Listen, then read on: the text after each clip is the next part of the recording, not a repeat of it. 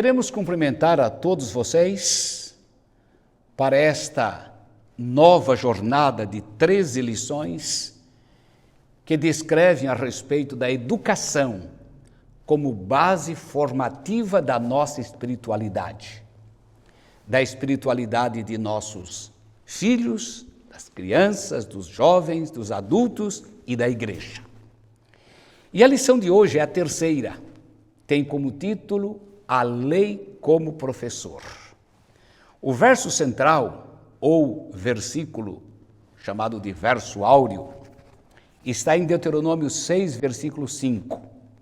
Amarás, pois, o Senhor teu Deus de todo o teu coração, de toda a tua alma e de toda a tua força. Para abordarmos a lição, nós colocamos uma verdade central. É a verdade que vamos perseguir. Este é a base. Cristo foi o maior de todos os mestres.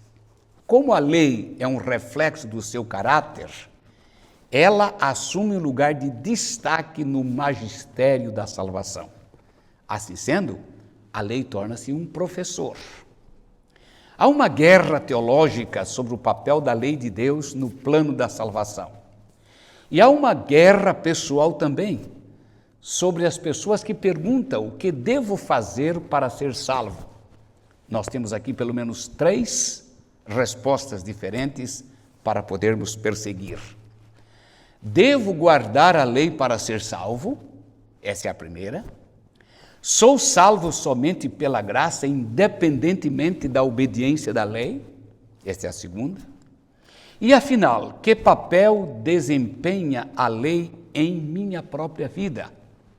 Se a lei é um professor, óbvio que ela terá um papel preponderante na minha formação espiritual.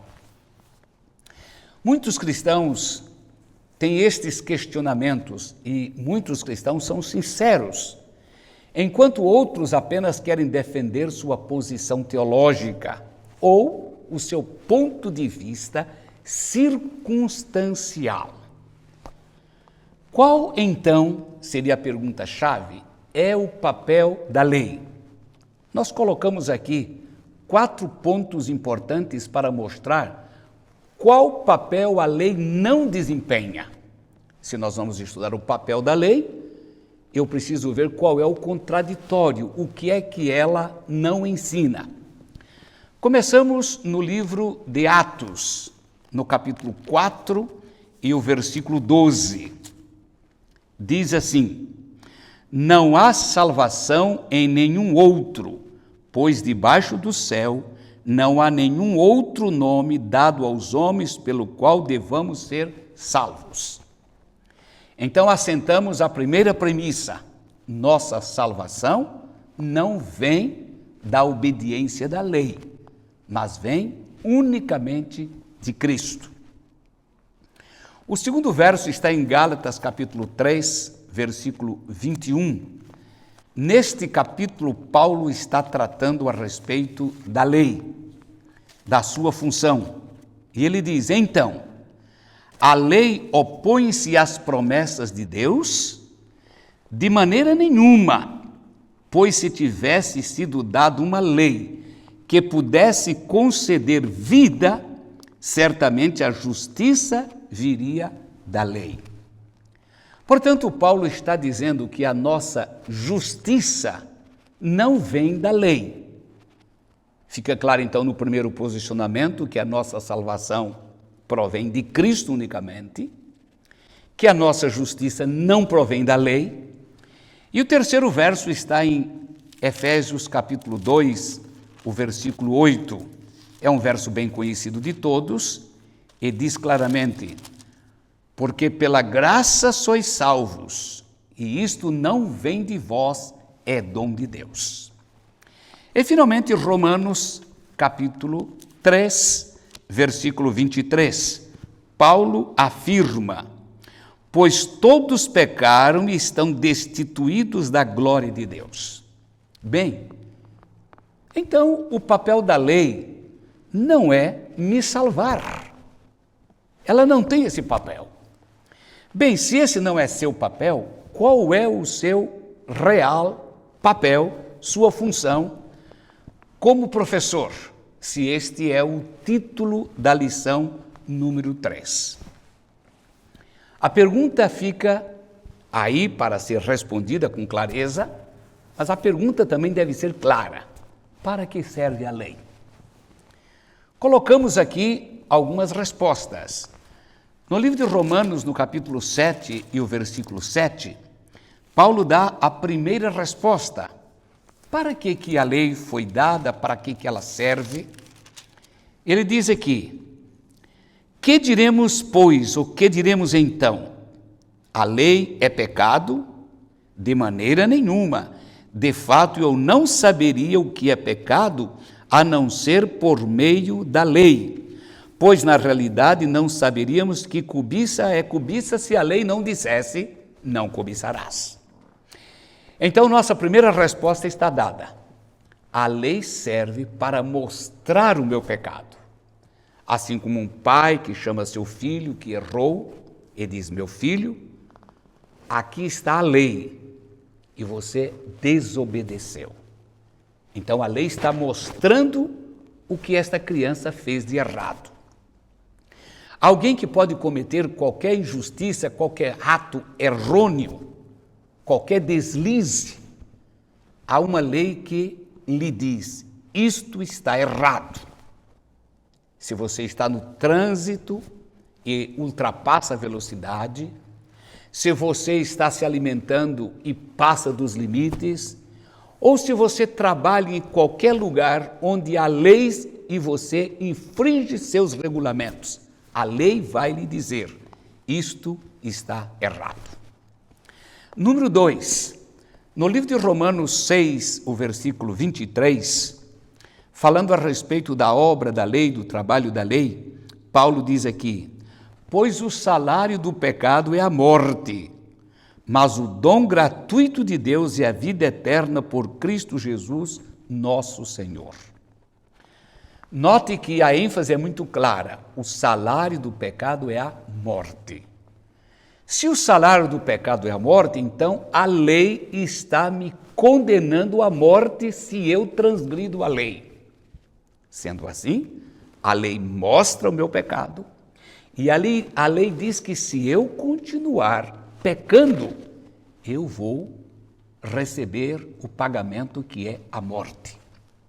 Só queria esclarecer que esta morte da qual estamos falando não é esta morte que estamos vendo cada dia ao nosso redor. Aqui está falando da morte eterna, da separação definitiva de Deus, porque esse é o resultado do pecado. Quando foi dada a lei no Sinai, existe um texto muito bonito no livro Desejado de Todas as Nações, na página 308, que diz assim: quando a lei foi proclamada no Sinai, Deus tornou conhecida aos homens a santidade do seu caráter, a fim de que, por contraste, pudessem ver sua própria pecaminosidade. Então a lei foi dada para que eles vissem sua pecaminosidade. Continua. A lei foi dada para os convencer do pecado e revelar-lhes sua necessidade de um Salvador. Por isso, cada vez que a lei mostra o meu pecado, ela está dizendo: você está condenado, você vai morrer, você vai estar separado eternamente de Deus. Agora, eu sinto a necessidade de um Salvador. Portanto, a lei automaticamente já está tendo a função de mostrar esta necessidade que eu tenho de um Salvador. Qual é o nosso relacionamento com a lei? No livro de Deuteronômio, o grande Moisés pauta a sua vida pelos mandamentos que Deus lhe deu e pelas leis que ele escreveu, orientado por Deus. Então, neste livro, o Deuteronômio, Moisés apresenta as últimas instruções para os israelitas antes dele descansar ou morrer. No capítulo 31 de Deuteronômio, nós encontramos claramente este desafio, começando no versículo 9. Moisés escreveu esta lei e a deu aos sacerdotes, filhos de Levi, que transportavam a arca da aliança do Senhor, e a todos os líderes de Israel. E Moisés lhes ordenou: ao final de cada 7 anos, no ano do cancelamento das dívidas, durante a festa das cabanas, quando todo Israel vier apresentar-se ao Senhor, o seu Deus, no local em que ele escolher, vocês lerão esta lei perante eles, para que a escutem. Reúna o povo, homens, mulheres e crianças, e os estrangeiros que morarem nas suas cidades, para que ouçam e aprendam a temer o Senhor, o seu Deus, e sigam fielmente todas as palavras desta lei. Os seus filhos que não conhecem esta lei terão que ouvi-la e aprender a temer o Senhor, o seu Deus, enquanto vocês viverem na terra da qual tomarão posse quando atravessarem o Jordão. Que coisa maravilhosa! Moisés agora diz: aqui estão as leis, aqui está o padrão para a educação, para a formação espiritual. Deverá ser lida vez após outra. Eles deveriam cantar, eles deveriam decorar, eles deveriam praticar estes ensinamentos. Quais eram estes desafios, resumidamente em 2 conceitos? A lição apresenta a primeira parte: temer e amar a Deus. O amor é a base da criação e da redenção. É o fundamento da educação verdadeira. Amar a Deus acima de tudo e amar ao próximo como a ti mesmo. São os 2 princípios que a lei encerra. O que é temer a Deus? Segundo o dicionário, o temor pode ter 3 características: ter medo de alguém ou de alguma coisa, ter receio do que vai acontecer ou que poderá acontecer, e terceiro, que é o aplicado para o texto bíblico, temer a Deus ou ter temor a Deus é ter profundo respeito e reverência e obediência a todas as leis de Deus. Por isso os israelitas deveriam temer a Deus, que seria obediência, respeito e reverência para com Deus. A lei deveria ser, portanto, um testemunho. No mesmo capítulo 31, nos versículos 28 e 29, terminando este capítulo, o grande Moisés diz assim: pois sei que depois de minha morte vocês com certeza se corromperão e se afastarão do caminho que lhes ordenei. Nos dias futuros a desgraça cairá sobre vocês, porque vocês farão o que o Senhor reprova e o provocarão a ira por aquilo que as mãos de vocês terão feito. Moisés se apresenta como se fosse um professor bem-sucedido, que agora deixa a classe sob os cuidados do próximo professor. Sabedor que estes alunos não eram fáceis, ele agora diz: o novo professor virá, este seria Josué. E eu sei o que vai acontecer com vocês. Por isso, o livro da lei deverá ser um testemunho presente contra suas atitudes errôneas. Eles se desviariam do caminho traçado por Deus para eles. Moisés previu isso. Eles se rebelariam. Eles adorariam a outros deuses e eles se esqueceriam de Deus. Então esta lei estaria como testemunha para cada ato nocivo, errôneo, para cada delito praticado por eles. Ela diria: não, por favor, pare, não siga com esta atitude. Lembra-se do primeiro passo da lei? A lei mostra o meu pecado. Por isso, ao mostrar o pecado, ela seria uma testemunha. E então Moisés, agora ao apresentar o novo professor, ele diz: você, Josué, será bem-sucedido se Josué 1, verso 7. Se tão somente se forte e muito corajoso para teres o cuidado de fazer segundo toda a lei que meu servo Moisés te ordenou.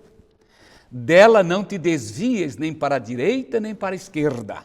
Este foi o ensinamento do grande líder para o novo professor, para o seu sucessor.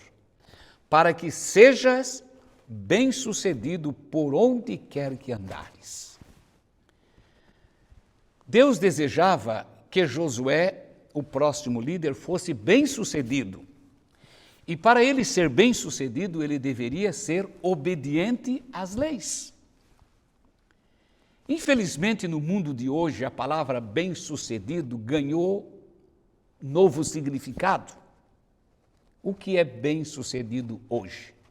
Talvez na visão do mundo significa inovação, criatividade e autoconfiança, talento extraordinário e até assumir riscos. Isto seria, hoje, bem-sucedido.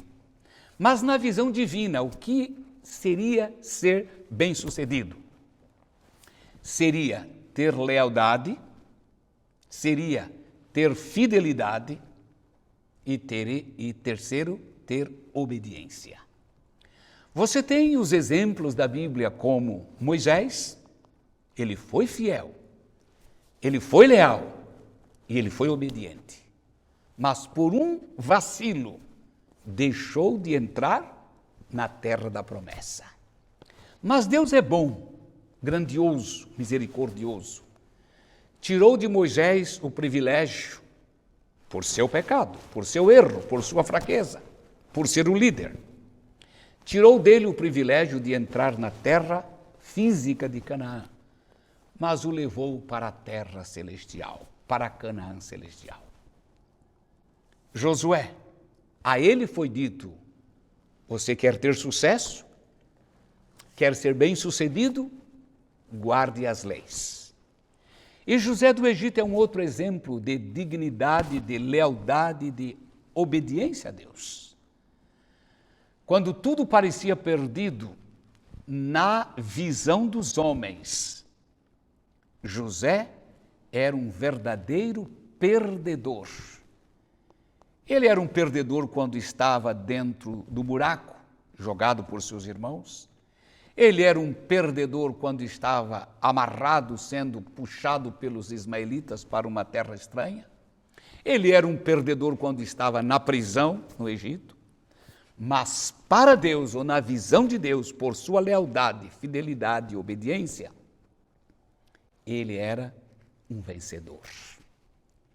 E é por isso que anos mais tarde, quando José já era o governador do Egito, ele disse aos seus irmãos: vocês tentaram me fazer mal e me venderam para cá. Mas ele afirma: foi Deus quem me mandou para cá para preservar a nossa vida. Isto é lealdade, confiança e obediência. Então vem uma pergunta interessante nesta nossa caminhada quando estamos falando da lei como professor, a obediência. Todos os obedientes serão prósperos? Esta é uma pergunta interessante. No segundo livro as Crônicas, no capítulo 31, versículos 20 e 21, falando a respeito da obediência, aqui diz assim, 31, 20 e 21. Foi isto que Ezequias fez em todo o reino de Judá. Ele fez o que era bom e certo, e em tudo foi fiel diante do Senhor, o seu Deus. Em tudo que ele empreendeu no serviço do templo de Deus e na obediência à lei e aos mandamentos, ele buscou o seu Deus e trabalhou de todo o coração, por isso prosperou. E por que nem todos os obedientes prosperam? Pode isso acontecer? E por que aquele que é fiel, às vezes, sucumbido ou sucumbe, as respostas são difíceis de resolver a pergunta. Mas colocamos aqui pelo menos 4 sugestões para você pensar a respeito, por que nem sempre os obedientes prosperam. Número 1, nós vivemos num mundo irredimido. Não se esqueça que este mundo está repleto de pecado e pecadores. E nós estamos neste mundo. Estamos sujeitos aos males que aqui prosperam. Estamos sujeitos. Número 2, muitas vezes herdamos fraquezas dos nossos pais. Quer seja fraqueza da saúde, fraqueza do comportamento, fraqueza moral, nós herdamos dos nossos pais. E por isso, muitas vezes, tentando a fidelidade, estas mazelas afloram em nossa caminhada. Terceiro, às vezes nós mesmos falhamos. Então, por que muitas vezes sofremos? Porque nós mesmos erramos. E número 4, muitas vezes Deus tem um propósito maior. Você vê, por exemplo, João Batista, o precursor do Messias, um servo de Deus, um homem fiel. Deus permitiu que ele passasse pela morte, porque ele seria um exemplo para aqueles que viriam depois dele. Perceba que em sua bondade, nesse aspecto do grande conflito, pode ser que isto aconteça. Finalmente chegamos no ponto decisivo. A lei, como professor, mostra o meu pecado. A lei, como professor, me condena e automaticamente, ao me condenar, ela insere nesta condenação o desejo em mim para eu buscar um Salvador, porque ela não é o Salvador, mas ela diz, vá buscar o Salvador, senão você terá a morte eterna. E então nós encontramos em Gálatas, capítulo 3, versículo 24, que verso bonito este que vocês têm aí, e poderão meditar nele e ver quanta mensagem, quanto significado a respeito do nosso assunto ele tem. Gálatas 3, verso 24, diz assim: assim, a lei foi o nosso tutor. Outra Bíblia diz, a lei foi o nosso aio, para nos levar até Cristo, para que fôssemos justificados pela fé. O tutor é o pedagogo, o aio é o professor. Nos tempos de Paulo, muitos destes pedagogos tomavam a criança nos lares dos ricos, levavam até a sua própria casa e os ensinava, os educava e depois o levava de volta. Então o pedagogo vem daí, o tutor, o aio que nos conduz a Cristo. Finalmente agora eu posso dizer que bom que a lei não só me condena e não só mostra o meu pecado, mas ela me conduz a Cristo. O grande exemplo foi Cristo.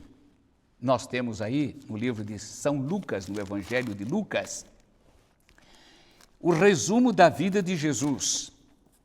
E como você tem Cristo como sendo o modelo, nós colocamos apenas 3 pontos.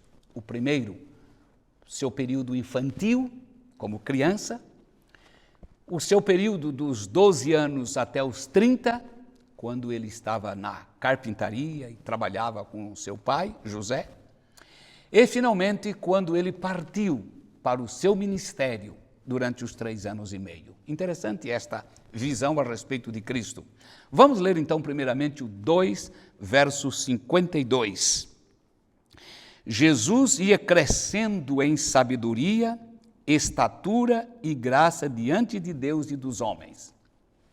Era um crescimento completo, holístico. Estatura, tamanho, graça diante de Deus e diante dos homens.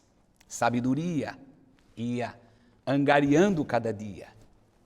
E agora passamos para o período em que Jesus foi ao templo com 12 anos.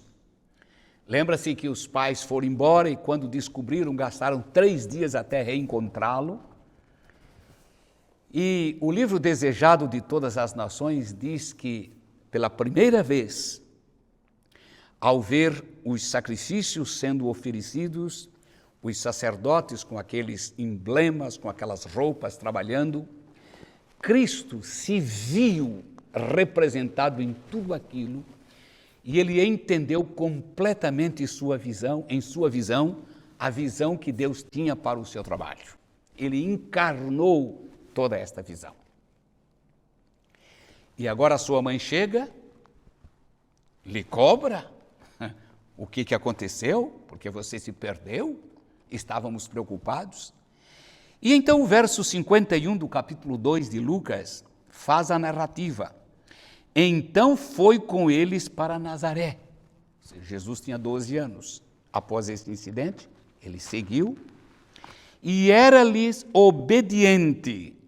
Sua mãe, porém, guardava todas estas coisas no coração. É interessante. Dos 12 até os 30. Seguiu como um filho obediente.